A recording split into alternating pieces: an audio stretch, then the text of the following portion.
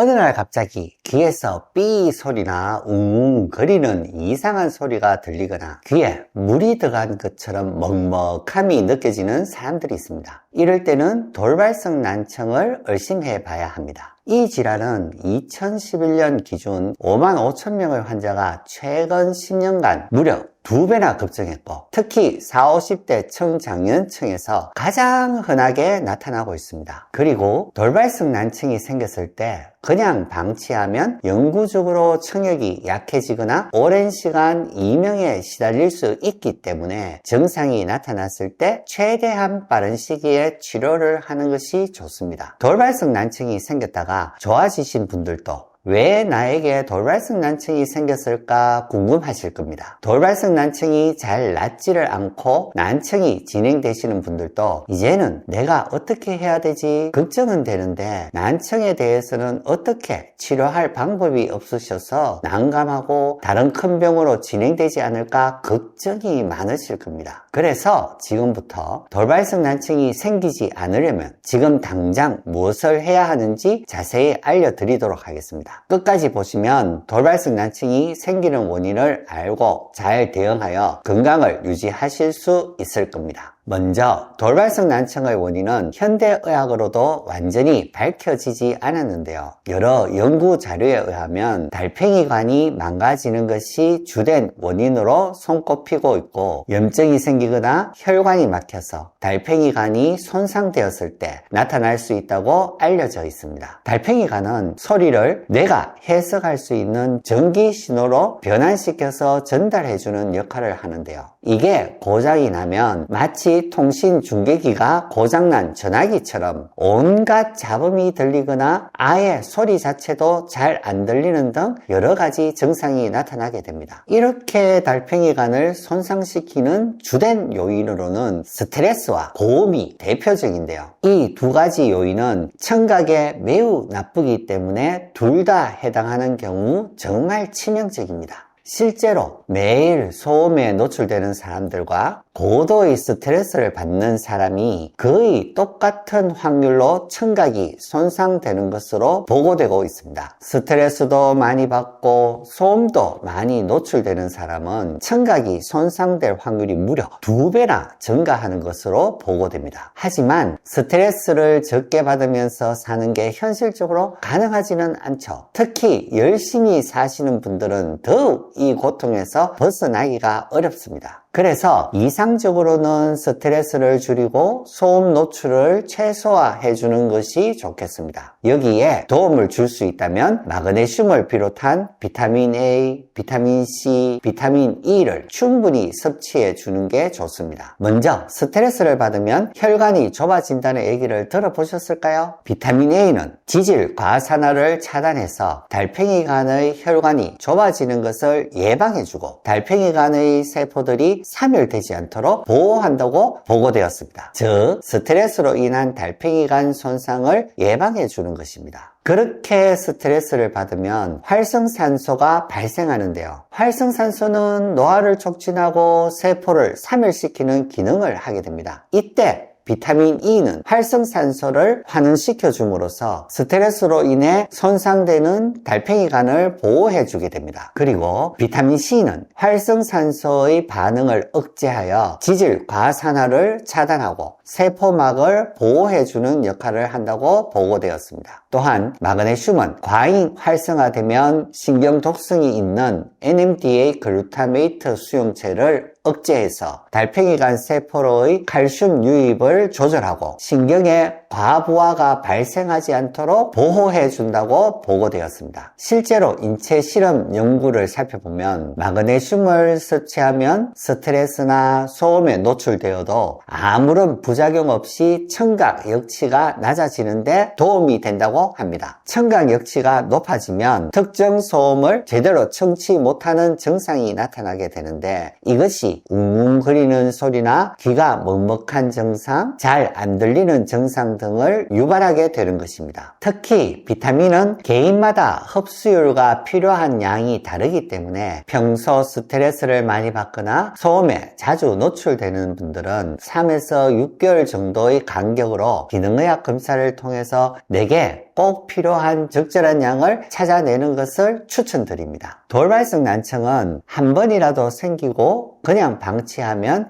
영구적으로 청력이 약해지거나 아주 오랜 시간 이명에 시달릴 수 있기 때문에 꼭 기능의학 검사를 통해서 예방을 잘 해주는 것이 중요합니다. 오늘 영상이 유익하셨다면 구독과 좋아요 눌러주시면 힘이 되겠습니다.